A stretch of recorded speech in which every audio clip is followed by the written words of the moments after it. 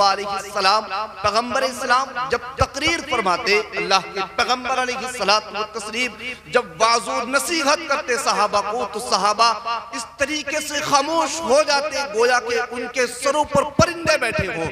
میں یہ نہیں چاہتا کہ آپ بولیں یا آپ واہ واہ کریں، آپ خاموشی سے سنیں۔ میں آپ کہیں میں نہیں بدل سکتا سارے معاشرے کو، لیکن اگر میری تقریر پر ایک شخص نے عمل کر لیا تو میرا بولنا کامیاب ہو جائے گا، آپ کا سننا کامیاب ہو جائے گا۔ بے شک یہ دل میں لے کر کے سنیں کہ ہمیں عشق مصطفیٰ کے دیپک، عشق مصطفیٰ کے چراغ اپنے سینوں میں روشن کرتے ہیں، اپنی نسلوں کے سینوں میں روشن کرتے ہیں۔ اور بالخصوص میری تقریر کا اہم ٹاپک، بالخصوص میری تقریر کا جو مغز نکلے گا وہ یہی نکلے گا کہ ہماری زندگی کیا ہونی چاہیے، ہمارے معاشرے کو کیا ہونا چاہیے، ہمیں شادی کریں تو طریقہ کیا ہونا چاہیے۔ اب صرف ایسے ہی نہیں، رب کا قرآن اٹھائیں، اللہ مقدس کلام میں ارشاد فرماتا ہے، رب فرماتا ہے اِنَّا هَدَيْنَاهُ السَّبِيلَ اِمَّا شَاكِرًا وَإِمَّا كَفُورًا۔ ذہن ہے آپ کا اس طرف، محبت سے بولیے سبحان اللہ۔ سبحان اللہ۔ مقدس کلام میں ارشاد فرمایا، رب فرماتا ہے بے شک ہم نے تمہیں ہدایت کا راستہ دکھا دیا ہے، چاہے تو تم شکر کرنے والے بن جاؤ، چاہے تو انکار کرنے والے بن جاؤ۔ بے شک تمہیں ہدایت کا راستہ دکھایا گیا، اب چاہے تو شکر کرو اور چاہے تو انکار کرو۔ اللہ مقدس کلام میں دوسری جگہ ارشاد فرماتا ہے، رب فرماتا ہے لَإِن شَكَرْتُمْ، اگر تم میرا شکر کرو گے وَلَأَزِيدَنَّكُمْ، تمہیں اور زیادہ عطا فرما دوں گا۔ بے شک بے شک۔ آپ شکر کس چیز پر کریں، اس پر آپ ذہن میری طرف متوجہ کریں۔ شکر ہمیں کس چیز پر کرنا ہے؟ آپ دیکھیں زندگی کے اندر ہمارے سب سے بڑی جو خامی ہے وہ ہم رب کی ناشکری کرتے ہیں۔ سب سے بڑی خامی زندگی کے اندر، آپ مجھ سے مخاطب ہوں یا میں آپ سے بات کروں، ہم ایک دوسرے سے بات کریں، آپ سے پوچھے جائے کہ آپ کی سچویشن، آپ کے حالات کیا ہیں، میں اور آپ کو اتنی لمبی فہرست سنائیں گے، آپ کہیں گے میں آپ سے کہوں گا زندگی میں یہ پریشانیاں ہیں، زندگی میں یہ مصیبتیں ہیں، لیکن ایک بات بتاؤ، علامہ امام غزالی لکھتے ہیں، آپ فرماتے ہیں اگر زندگی کے اندر کسی کو مصیبتیں سنانی ہے تو اگر خدا سے بہتر تمہاری مصیبتوں کا کوئی حل کر سکتا ہے تو اس کو جا کر کے سنو۔ اگر کوئی خدا سے بہتر تمہاری پریشانیاں دور کر سکتا ہے تو سنا دو۔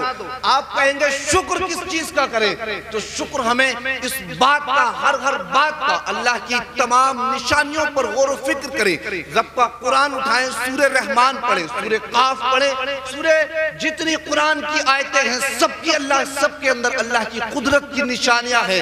زیادہ بڑی مثال نہ لیجئے، آپ کے منہ کے اندر جو تھوک ہے، جو لعاب ہے آپ کے منہ کے اندر، اگر ہم اس کا بھی شکر کرنا چاہیں تو نہیں کر سکتے۔ آپ کہیں گے کیسے؟ ایک بہت بڑے پروفیسر تھے، بہت بڑے پروفیسر لیکچر دینے والے تھے، لوگوں کو گفتگو سے اپنی مانوس کرتے، لوگوں کو بات بتاتے، ٹیچر تھے، ادھیاپک تھے، شاگردوں کو تعلیم دیتے، لیکن جب گفتگو کرتے، جب بات کرتے، منہ کے اندر کا تھوک خشک ہو جاتا، آپ سے بات نہیں ہوتی۔ کسی نے پوچھا آپ کے منہ کے اندر جو تھوک خشک ہو رہا ہے، اگر ڈاکٹر علاج کے لیے کوئی دوا مہیا کر دے اور کہے کہ اتنے روپے میں اتنی پیسہ لگے گا، آپ کی تمام مال و دولت اس پر خرچ ہو جائے گی، آپ کا تمام مال و زر خرچ ہو جائے گا، تب آپ کے منہ کے اندر تھوک واپس آ سکتا ہے، تو کیا آپ کچھ عطا کر سکتے ہیں؟ یہ پروفیسر ٹیچر ادھیاپک وہی پر تڑپ کر کے کہتے ہیں بات یہی تک رہی، اگر ساری زندگی بھی کوئی مال و دولت لینے کے بعد مجھ کو غلامی میں قبول کرے گا اور میرے منہ کا تھوک واپس کرے گا تو سب کچھ قربان کرنے کے لیے تیار۔ بتائیں منہ کے لعاب کی کیا اہمیت، ہم کچھ نہیں سمجھتے، بات یہی تک نہیں۔ آپ کہیں گے شکر کس بات پر کریں، تو شکر ہم اس بات پر کریں کہ اللہ نے مجھے اور آپ کو صحیح سالم آنکھیں عطا کی ہیں، اس بات کا ہم شکر کریں۔ اگر شکر کریں، آپ دیکھیں کتنے ایسے جوان، کتنے ایسے لوگ ہیں کہ جو زندگی تو جنہیں عطا کی ہے اللہ نے، لیکن آنکھیں نہیں دی ہیں، جن کو آنکھوں کا نور نور نہیں عطا کیا گیا. کتنے ایسے بندے دنیا کے اندر ہیں کہ جن کو اللہ نے زندگی تو عطا کی ہے لیکن چلنے کے لیے پاؤں عطا نہیں کیے ہیں. ہمیں شکر اس بات کا کریں کہ اللہ نے آج ہم سب کے درمیان ایک ایسی مقدس مطہر محفل کا انعقاد کیا ہے کہ جس کو پیغمبر اسلام نے اپنی سنت قرار دیا ہے کہ جس کے بارے میں اللہ کے پیغمبر حدیثوں میں فرماتے ہیں. سرکار فرماتے ہیں اللہ کے پیغمبر نے فرمایا النکاح من سنتی فمن رغب عن سنتی. آقا فرماتے ہیں نکاح کرنا میری سنت ہے اور جس نے اس سے رغبت کی جو اس سے انحراف کر گیا وہ ہم سے پھر گیا, ہم میں سے نہیں ہے. جس نے اس سے انکار کر دیا ہم میں سے نہیں ہے. شکر اس بات کا کریں دنیا کے اندر جتنے مذاہب ہیں دیکھیں کوئی کسی طریقے سے نکاح کرتا ہے, کوئی کسی کا شادی کا طریقہ کچھ ہے, لیکن آپ کسی سے پوچھیں تو کسی کے پاس ایسا شادی کا طریقہ نہیں ہے جو پیغمبر اسلام نے تم کو عطا کر دیا. سبحان اللہ. نعرہ تکبیر, نعرہ رسالت, مسلک اعلی حضرت, علماء اہل سنت, جشن شادی, نعرہ تکبیر. وہ شادی کا طریقہ عطا کیا. آپ حضرت عیسیٰ علیہ السلام کے ماننے والے, حالانکہ اب تو حضرت عیسیٰ علیہ السلام کی تعلیمات میں رد و بدل اور یہ عیسائی وہ بھی نہیں ہے, یہ تو دیگر مذاہب انہوں نے قبول کر لیے. ان سے پوچھے شادی کے طریقے کیا ہیں, نہیں بتا سکتے کیونکہ حضرت عیسیٰ نے شادی ہی نہیں کی تھی. آپ دیگر مذاہب میں پوچھے کہ شادی کے طریقے کیا ہیں, کوئی نہیں بتا سکتا. لیکن اللہ کے پیغمبر نے تمہیں وہ مقدس نبی عطا کیا ہے کہ جس نے زندگی کے اندر شادی کر کے, اور شادی بھی کیسی کی, 25 سالہ نوجوان نے 40 سالہ خاتون بیوہ سے شادی کر کے پیغمبر اسلام نے دنیا والوں کو اعلان کر دیا لوگوں ایک وقت میں تم اگر بیواؤں کو ٹھکراؤ گے. یہ محمد اس بات کی گواہی دیتا ہے کہ جب لوگ بیواؤں کو ٹھکرا رہے تھے اس وقت تمہارے نبی نے بیوی کو, بیوہ کو سینے سے لگا کر کے عورت کی عزت میں اضافہ کر دیا. نعرہ تکبیر, نعرہ رسالت, نعرہ حیدری, نعرہ حیدری, مسلک اعلی حضرت, نعرہ تکبیر. اور کتنا اضافہ کیا اللہ کے پیغمبر علیہ السلام نے عورت کی عزت میں. ابھی آپ نے سید صاحب قبلہ سے سنا کیا سچویشن, کیا حالت تھی عورتوں کی. کہیں پر مارے جاتے, کہیں پتھر مارتے, حتیٰ کہ تاریخوں میں تو ہم نے یہاں تک پڑھا اگر کسی کے باپ کا انتقال ہو جاتا. آپ نوجوانوں توجہ سے سنیں, بات کو ضائع نہ ہونے دیں, میری تقریر میں سے اٹھ کر کے نہ جائے کہ جملہ بڑا قیمتی پیش کر رہا ہوں. وہ دیکھیں پیغمبر اسلام کی تاریخ اٹھا کر کے وہ وقت تھا کہ جب نوجوان خود کا سگا بیٹا اپنی سگی ماں کو اپنے باپ کی چتا پر جلا رہا تھا. جس وقت میں اگر کسی بیوہ کا انتقال ہو, اگر کسی کے شوہر کا انتقال ہوتا تو اس کی بیوہ کو ایک صحرا میں, جنگل میں جا کر کے کوٹھی میں بند کر دیا جاتا. کئی مہینے تک وہاں پر رہتی, اذیتیں مصیبتیں برداشت کرتی. لیکن پیغمبر اسلام نے اس عورت کی عزت میں اتنا اضافہ کیا. سرکار فرماتے ہیں الجنت تحت اقدامها الامہات. سبحان اللہ, سبحان اللہ. لوگوں یہ جس عورت کو تم جس ماں کو باپ کی چتا پر رہتے ہو اس ماں کے قدموں کے نیچے جنت عطا فرما. سبحان. نعرہ تکبیر, نعرہ رسالت, نعرہ حیدری, مسلک اعلی حضرت مولانا فیضان صاحب قبلہ, نعرہ تکبیر. اور بات یہیں تک نہیں, صرف ماؤں کی بات نہیں ہے. آپ تاریخ پڑھ کر کے دیکھیں, یہی باپ اگر کسی کا باپ بوڑھا ہو جاتا, اگر کسی کے باپ پر کی داڑھی سفید ہو جاتی, باپ کمزور ہو جاتا, اگر باپ کمانے کے لائق نہیں رہتا, اگر باپ بیمار پڑ جاتا تو اسی کا جواب بیٹا باپ کے گریبان کو پکڑ کر کے بازاروں میں بیچ دیا کرتا. یہ خوش قسمتی ہے تمہاری اور میری کہ ہم سب کو پیغمبر اسلام عطا کر دیے گئے. شکر اس بات کا کریں کہ اللہ نے ہم سب کو ایسا نبی عطا کیا کہ جب باپوں کو بازاروں میں بیچا جا رہا تھا اس وقت اللہ کے پیغمبر نے جوان کی کلائی کو پکڑ کر کے جھٹکا اور کہا تو نادان ہے، تو جس باپ کو نحوست سمجھتا ہے، جس باپ کو تو بازاروں میں نیلام کرتا ہے، جس باپ کو تو بیکار سمجھتا ہے، میں محمد اس بات کی گواہی دیتا ہوں، اسی باپ کو گھر لے جا، اس کے قدموں کو دبا دے، تجھ سے تیرا خدا بھی راضی ہوگا، تیرا مصطفیٰ بھی راضی ہوگا۔ سبحان اللہ، سبحان اللہ، کیا بات ہے حضرت، سبحان اللہ، سبحان اللہ، کیا بات ہے، سبحان اللہ، سبحان اللہ، کیا بات ہے حضرت، ماشاءاللہ، سبحان اللہ۔ کہا تجھ سے تیرا خدا بھی راضی ہو جائے گا، مصطفیٰ بھی راضی ہو جائیں گے۔ ہمیں شکر اس بات کا کرنا ہے بوڑھوں کو، صرف بوڑھوں تک کی بات نہیں ہے۔ آپ دیکھیں جب اللہ کے پیغمبر علیہ الصلوۃ والتسلیم، ہمیں شکر کیا کیا کرنا ہے، جب سرکار دنیا کے اندر ظاہری طور پر تشریف نہیں لے کر کے آئے تھے، آپ دیکھیں مزدوروں کے حالات کیا تھے۔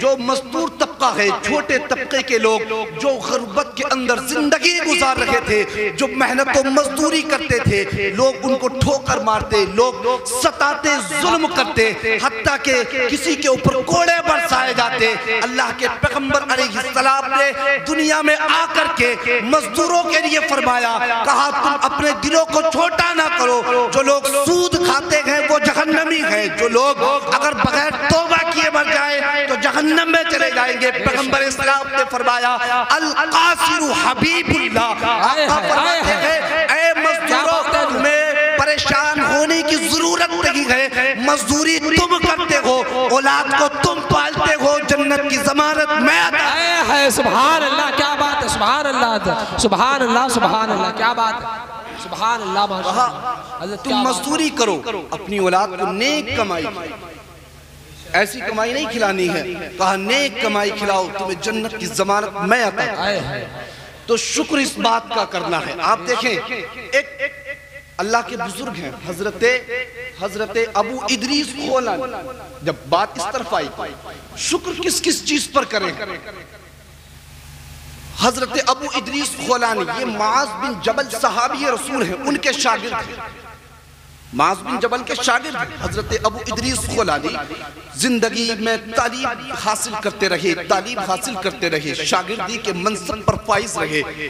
جب آپ نے مذہب اسلام کی بہت ساری تعلیمات کو سیکھا، اور سیکھنے کے بعد ایک وقت ایسا آیا کہ شادی شدہ تھے، گھر میں بچے تھے، بیوی تھی، سارا پریوار تھا، لیکن جب اللہ اس کے رسول کی محبت سینے میں داخل ہوئی تو آپ کو دنیا کے برے کاموں سے نفرت ہو گئی۔ جو لوگ کہتے ہیں کہ اگر جھوٹ نہ بولے، اگر غلط نہ کرے، اگر کسی کے ساتھ فریب نہ کرے تو کاروبار نہیں چلتا۔ آؤ تاریخ کے پنوں پر لکھی ہوئی باتیں دیکھو۔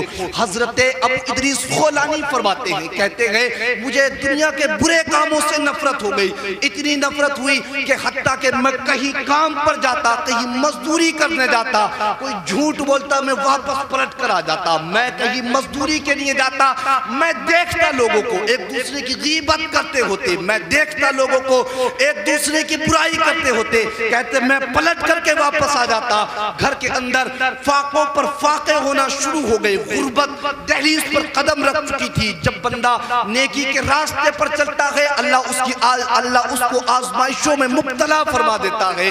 کہتے ہیں گھر کے اندر فاقوں پر فاقے شروع ہو گئے۔ ایک روز بیوی نے سخت لہجے میں کہا اور کہا کہ میرے شوہر سرتاج اب تک تم خالی آتے ہو، واپس پلٹ کر کے یوں ہی آ جاتے ہو، نہ مزدوری لاتے ہو نہ پیسہ لاتے ہو، بچے تمہارے فاقے سے رہتے ہیں، لیکن یاد رکھنا آج گھر سے جا رہے ہو، پلٹ کر کے تب گھر میں آنا جب بچوں کے پیٹ بھرنے کے لیے کچھ سامان لے کر کے آتے ہیں۔ آپ فرماتے ہیں میں گھر سے نکلا، بڑا افسردہ تھا، بڑا شش و پنج میں تھا، گھر سے نکلا، صبح کے کام پر جیسے ہی پہنچا، کسی کے پاس جاتا، کوئی جھوٹ بولتا، کہیں کام کرتا، لوگ بغاوتیں کرتے، کہیں کام کرتا، لوگ ایک دوسرے سے حسد کرتے، کہتے میں کام چھوڑ کر کے آ جاتا، واپس پلٹ کر کے آتا۔ کہا کچھ کام نہیں ملا، صبح سے دوپہر ہو گئی، تھک گیا، کہا میں نہر فرات کے قریب گیا اور نہر فرات کے قریب جا کر تپتی ہوئی ریت پر میں نے اپنے کپڑے کو بچھایا. ادھر ریت تپ رہی تھی, ادھر آسمان کا سورج زمین کو کھولا رہا تھا. ریت بہت تیز ہو رہی تھی, ادھر آسمان سے سورج میرے سر پر لگ رہا تھا. کہا اسی تپتی ہوئی ریت ذات میں میں نے مصلی بچھایا اور میں نے نہر فرات میں وضو کیا. وضو کر کے وہی پر نیت باندھی اور میں نے سوچا کہ آج دنیا والوں کی مزدوری نہیں ملی تو کیا ہوا, آج خدا کی مزدوری کرتا ہوں. اور کہتے ہیں جیسے ہی خدا کی مزدوری میں مشغول ہوا, مصلی بچھا کر کے عبادت میں مشغول ہوا, میں نے نیت باندھی. دوپہر کے وقت سے عصر کا وقت ہو گیا, کبھی رکوع کرتا, کبھی سجود کرتا, کبھی قعود کرتا, کبھی قیام میں ہوتا. سارا سورج ساری دوپہر میرے سر پر گزر گئی, پسینہ سر سے پاؤں تک آ گیا, پریشان ہو گیا. گرمی کی شدت تھی لیکن صبر کر رہا تھا. کہا عصر کی نماز پڑھی, عصر کی نماز سے بعد میں رومال میں نے زمین پر بچھایا. ذہن میں گمان کیا کہ بیوی پھر ڈانٹے گی, کہے گی کچھ سامان کیوں نہیں لے کر کے آئے, بچے فاقے سے مرتے ہیں. کہا میں نے اس کپڑے کے اندر, رومال کے اندر ریت کو رکھا اور ذہن میں گمان کیا کہ گھر جاؤں گا تو کم سے کم بیوی کو تسلی ہو جائے گی کہ میرا شوہر سرتاج کچھ کھانے کے لیے لے کر کے آیا ہے. کہتے ہیں میں کپڑا رکھ کر کے ریت باندھ کر کے گھر کی طرف جیسے ہی بڑھا, اب تک گھر جاتا تھا تو بیوی اور بچے دروازے پر کھڑے ہوتے تھے. بیوی اور بچے دروازے پر کھڑے ہو کر کھانا معلوم کرتے تھے. لیکن آج گیا تو عجیب منظر دیکھا, نہ کوئی دروازے پر ہے, نہ کوئی کھانا طلب کر رہا ہے. کہتے ہیں میں جیسے گھر کے اندر داخل ہوا, بیوی کو آواز دی, پوچھا بچے کہاں ہے. کہا بچے کھانا کھا کر واپس باہر گھومنے گئے ہیں. کہا چشو پج میں پڑ گیا. بیوی نے کہا شوہر سرتاج دسترخوان لگاتی ہوں, ہاتھ دھو کر آؤ, تمہارے لیے کھانا تیار ہے. کہا بیوی کھانا لے کر کے آئی. جملے پر غور کرنا, میں نے بیوی کو چہرے کو دیکھا اور کہا میری شریک حیات تو تو بہت نیک ہے, بہت پارسا ہے, تو ایک بات بتائی کھانا کہاں سے آیا ہے. بیوی نے حسرت بھری نگاہوں سے دیکھا اور کہا میرے شوہر سرتاج نہ جانے تم آج کس کریم کی مزدوری کرنے گئے تھے کہ تم بعد میں واپس آئے ہو. اس کریم نے تمہارے بچوں کی بھوک کا انتظام پہلے فرما دیا. نعرہ تکبیر, نعرہ رسالت, نعرہ حیدری, مسلک اعلیٰ حضرت مولانا فیضان صاحب قبلہ, نعرہ تکبیر. کہا اللہ سبحان کریم نے تمہارے بچوں کی بھوک کا انتظام پہلے فرما دیا ہے. کہا اتنا سنا تو میں نے رب کا شکر ادا کیا, اور شکر ادا کرنے کے بعد بیوی نے پھر ایک جملہ کہا. بیوی نے کہا میرے شوہر سرتاج پہلے سے ہی اتنا کھانا موجود ہے, اس رومال میں کیا لے کر کے آئے ہو. کہا میں خاموش ہو گیا. بیوی گئی قریب رومال کے اور جیسے ہی رومال کو کھولا تو عجیب منظر دیکھا. بیوی دیکھ رہی تھی کہ میں جس رومال کے اندر ریت باندھ کر کے لے کے آیا تھا, اللہ نے اپنی قدرت سے اسی رومال کو ہی, اسی رومال کی ریت کو ہیرو میں تبدیل ہے. سبحان اللہ, سبحان اللہ, کیا بات ہے. اسی رومال کی ریت اللہ نے ہیرو میں تبدیل فرما دی. کہا رب کا شکر کرنے لگا. آج بھی اگر ہم شکر گزار بن جائے, آج بھی ہم اللہ کے فرما بردار بن جائے تو پھر دیکھیں اللہ کی رحمتوں کا نزول کس طریقے سے ہوگا. آج دیکھیں کتنی ناشکری کرتے ہیں. آج اللہ نے سب کچھ عطا کیا ہے, یہی شادی بیاہ آپ کیا سمجھتے ہیں یہ ہمارے لیے بہت بڑی نعمت ہے. یہ شادی بیاہ کے بعد بچوں کا دنیا میں آنا اتنی بڑی نعمت, اتنی بڑی نعمت کہ آپ ساری زندگی بھی شکرانہ ادا کر سکے تو نہیں کر سکتے.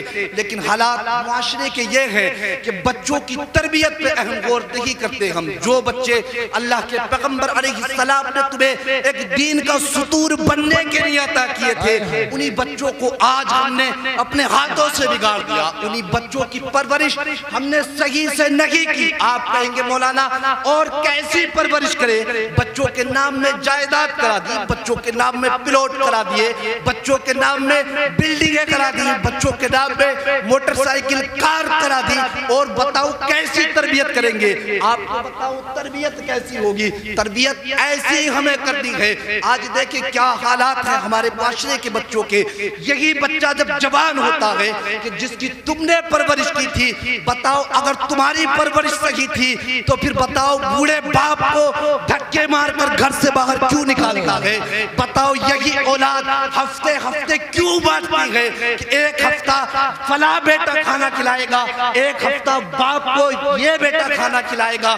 بتاؤ تمہاری تربیت غلط نہیں ہے تو پھر کیا ہے؟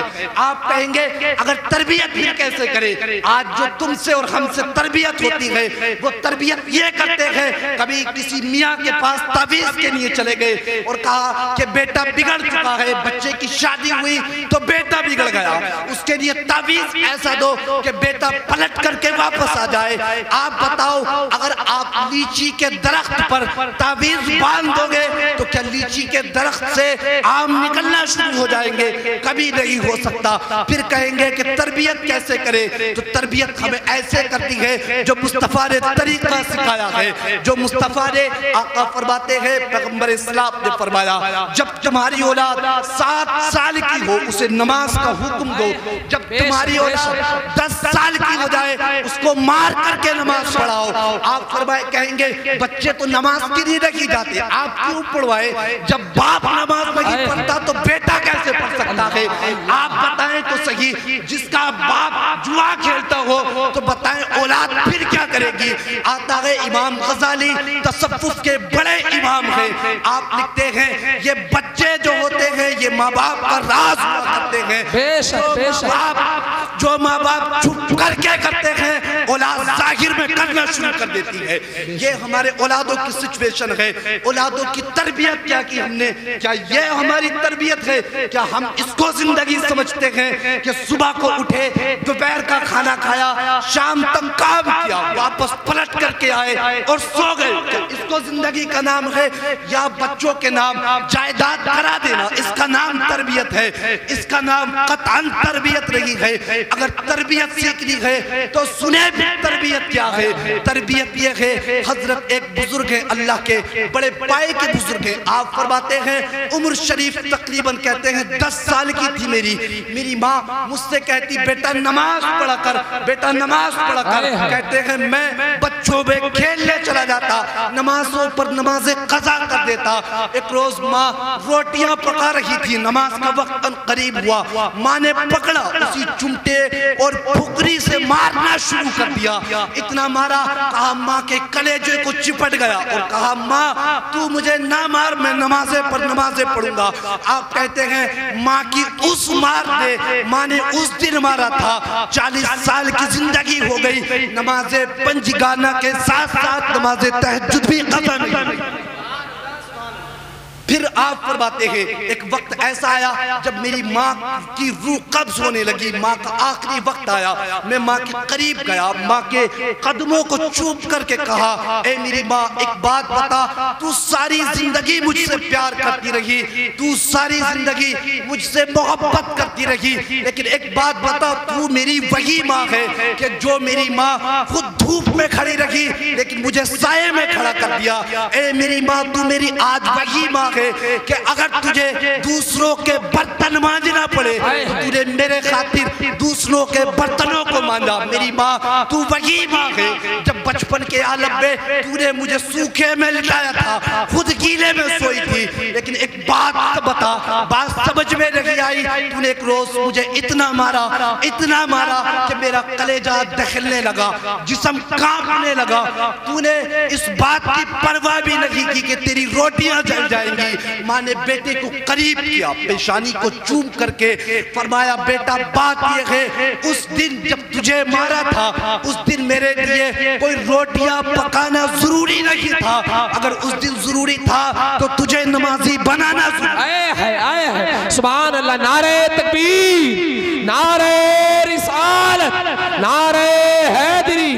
مسلک اعلیٰ حضرت مولانا فیضان صاحب قبلہ، نعرہ تکبیر، نعرہ رسالت۔ اولادوں کی تربیت کرو، بچوں کی پرورش کرو۔ لوگ کہتے ہیں مدینے کے صحابہ بہت بے مثال ہیں، بے شک صحابہ بہت بے مثال ہیں، یہی ہمارا عقیدہ ہے۔ وہ صحابہ جن کے بارے میں اللہ کا مقدس کلام کہتا ہے رضی اللہ عنہم ورضوا عنہ، اللہ فرماتا ہے رب ان سے راضی ہے، وہ خدا سے راضی ہے۔ وہ مقدس صحابہ جانتے ہو کیسے مقدس ہوئے؟ صرف صحابہ ہی مقدس نہیں ہے، صحابہ کی بیویاں بھی مقدس ہیں، ان کی اولادیں بھی مقدس ہیں۔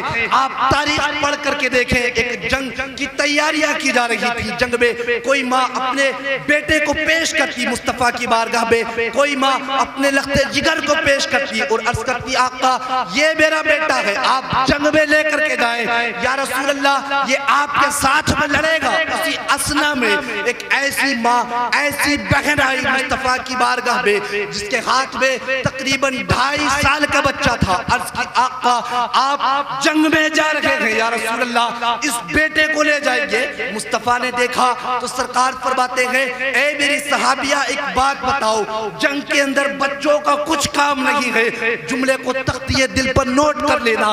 عرض کرتی ہے یا رسول اللہ میں جانتی ہوں بچوں کا جنگ میں کچھ کام نہیں ہے، لیکن آقا ایک بات بتائے، جنگ کے اندر تو تیر بھی ہوتے ہیں، تلواریں بھی ہوتی ہیں، یا رسول اللہ آپ کو جنگ میں ڈھال کی ضرورت پڑے گی۔ یا رسول اللہ اگر کوئی آپ کی جانب تیر آئے گا تو یا رسول اللہ تیر کو روکنے کے لیے ڈھال کی ضرورت پڑتی ہے، لیکن آقا آپ میرے بیٹے کو لے جائیں اور میرے بیٹے کو ڈھال کی جگہ استعمال کریں۔ عرض کرتی ہے آقا جب آپ کی جانب کوئی تیر آئے تو یا رسول اللہ وہ تیر آپ کے نہیں لگے، میرے سینے کے، میرے بیٹے کے سینے میں لگ جائے۔ سبحان اللہ، سبحان اللہ۔ آپ کے تیر بعد میں لگے، بیٹے کے سینے میں تیر پہلے لگ جائے۔ یہ تربیت تھی ہماری اسلاف کی، ہمارے بزرگوں کی، بیویوں کی، یہ تربیت تھی بچوں کے لیے۔ لیکن آج دیکھیں ہم کس ماحول میں زندگی کو گزار رہے ہیں۔ وہ علامہ اقبال نے اپنے دور میں کہا تھا کہ وہ معزز تھے زمانے میں مسلمان ہو کر، ہم خوار ہیں تاریخ قرآن ہو کر۔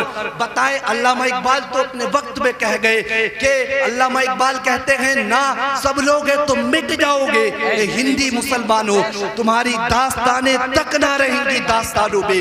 آج دیکھیں گھروں کے ماحول، ہمارے گھروں کے اندر وہ ایکٹنگ چلتی ہے جو سیریل پر دیکھی جاتی ہے، وہ ایکٹنگ ہمارے گھر کے اندر داخل ہو چکی ہے۔ ہمارے گھر کی ماں اور بہنیں بچے سے لے کر بڑے تک سب کے حالات اللہ ماشاءاللہ یہی ہیں۔ ہم زندگی اس کو سمجھتے ہیں جو غیر زندگی گزار رہے ہیں، جبکہ اس کا تمہاری زندگی سے کچھ مطلب نہیں ہے، وہ تو خود جہنمی ہے۔ تو بتاؤ تمہیں جنت میں کیسے لے کر کے جا سکتے ہیں؟ اللہ مقدس کلام میں ارشاد فرماتا ہے، رب فرماتا ہے یا ایھا الذین آمنوا قوا انفسکم، آخری آیت تک رب فرماتا ہے اے ایمان والو خود بھی اس جہنم کی آگ سے بچو جس کا ایندھن انسان اور پتھر ہے۔ اب بتائیں آپ میں کتنے باپ، کتنے دادا، کتنے بھائی بیٹھے ہیں، بتائیں کوئی اپنے دل پر ہاتھ رکھ کر کے کوئی گوارہ کرتا ہے کہ ہماری اولاد جہنم میں چلی جائے؟ کوئی گوارہ نہیں کرتا۔ اگر کوئی گوارہ نہیں کرتا، اگر کوئی اس بات کو پسند نہیں کرتا تو پھر ہمیں رب کی دہلیز پر آنا پڑے گا۔ اس کی دہلیز سے آج بھی آوازیں آتی ہیں۔ وہ رب قرآن میں فرماتا ہے یا ایھا الانسان ما غرک بربک الکریم، وہ رب فرماتا ہے اے انسان بتا وہ کون سی چیز ہے جس چیز نے تجھ کو تیرے رب کریم سے دور کر بتائیں کہاں زندگی ہم گزار رہے ہیں؟ کیا ہم نے اپنے معاشرے کی حالت بنا رکھی ہے؟ نہیں، یہ زندگی رہی ہے۔ اللہ کے حبیب علیہ السلام ارشاد فرماتے ہیں، آخری باتیں کہہ کر کے مختصر سے وقت میں رخصت ہوتا ہوں۔ آقا فرماتے ہیں لوگوں میں دنیا سے جا رہا ہوں اور جاتے جاتے تمہیں 2 چیزیں عطا کر کے جا رہا ہوں۔ صحابہ عرض کرتے ہیں آقا وہ کون سی ہے؟ سرکار فرماتے ہیں ایک اہل بیت ہے، دوسرا قرآن عظیم ہے۔ اللہ کے پیغمبر علیہ السلام ارشاد فرماتے ہیں یہ قرآن رب کی لٹکتی ہوئی وہ رسی ہے جس کا ایک سرا رب کے دست قدرت میں ہے، دوسرا سرا بندوں کے ہاتھ میں ہے۔ آج دیکھیں قرآن سے بالکل دور ہو چکے ہیں۔ اگر ہم قرآن کو یاد کرتے ہیں تو صرف موت کے وقت یاد کرتے ہیں، زندگی جینے کے لیے قرآن کو یاد نہیں کرتے۔ لوگوں یہ قرآن اگر ہم زندگی کے اندر داخل کر لیں تو یقین مانیں ہم یہاں بھی کامیاب رہیں گے، وہاں بھی کامیاب رہیں گے۔